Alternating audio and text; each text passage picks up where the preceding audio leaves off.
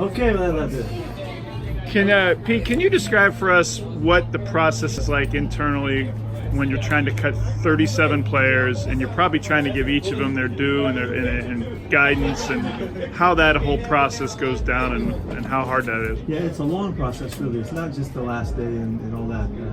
It's a process of gathering information and a lot of conversation, watching the film, going back at times. We go back and we look again to see some things that we needed to see to verify stuff. There's a number of opinions that are flying, and really John and I figure it out and make the choices, We've invested so much, and these guys have invested so much in it. It's a challenging process because we don't want to let anybody go. We like our team to stay as it is, but we don't get to do that. So what we do recognize, though, is the guys that have been with us that do have to go on cut day. They've made headway into this program. We know who they are. We know what they can do. We know where they fit and how they could help us down the road. And so, in essence, they've kind of filled out their resume for us, and shown us, how they may have a future. And I mean, every guy that's still here at this point could help us during the season in some fashion, and so they wouldn't still be here. So.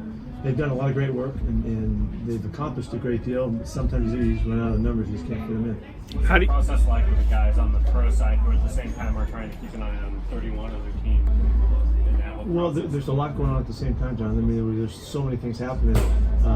They're budgeting their time and they're budgeting their work, and they're responsible for all of the names in the league right now. So it doesn't just happen in the last week. It's been ongoing throughout. These guys have been working the board as soon as we could see guys on film, and way back 4 weeks ago. So, and we have evaluations done before too. So now we assess the evaluation based on what we had, and we see, do they match up? Are they better than we thought? Yeah, this guy's got what we thought he had. Just unfortunately we didn't have him, and so there's all kinds of stuff that goes into that. It's just a rigorous, ongoing project, and our guys have really done a great job. We know that we've won in this little segment here of opportunity a number of times. We do guys, we pick that here right at the end, and so we have to be open to that. It makes it just doubly hard because we like the guys we have, so that's what's happening. How do you personally inform the guys you have to release? They're contacted to come over, and then they touch base with all the right stations, and I like to talk to every guy. I remember the last time I got cut, and I remember how that went, and I remember what was said and the looks and the emotion of it and all that.